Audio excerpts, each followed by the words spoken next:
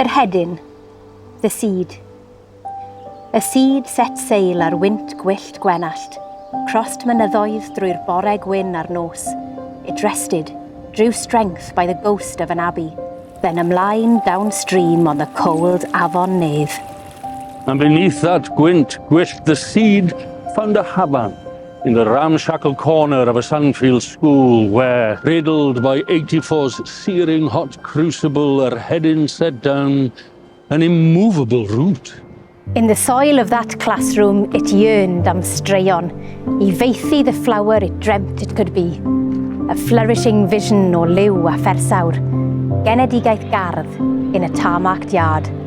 And into this place, breuddwydwyr came, to answer the call of a plain piece of papur.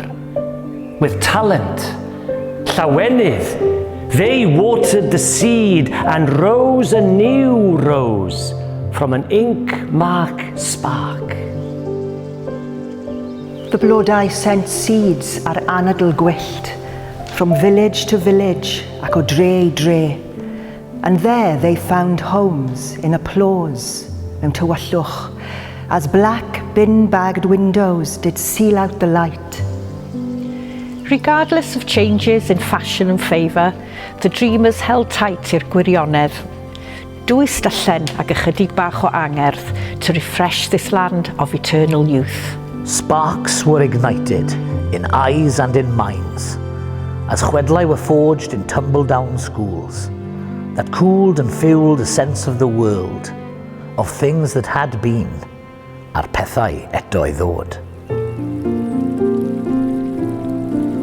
In the sun of these years, i'r ardd, it thrived. The flowers grew stronger and longer and towered. The company feeling, as more tales ascended, to sit in this garden is playing for Wales.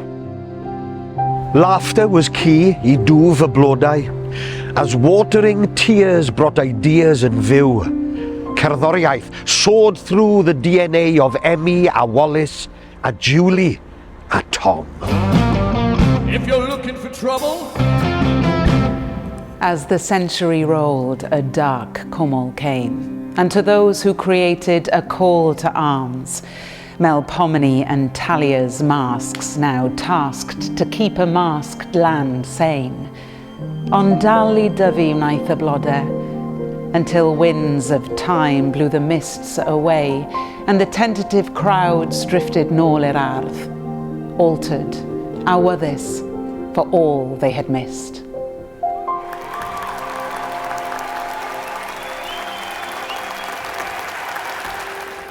As a gold curtain falls on the first flowered 40, Erdogan Nesav sits in the wings. And wakes from its dreams with glorious stories, and blaguron brydferth from the blanketing earth.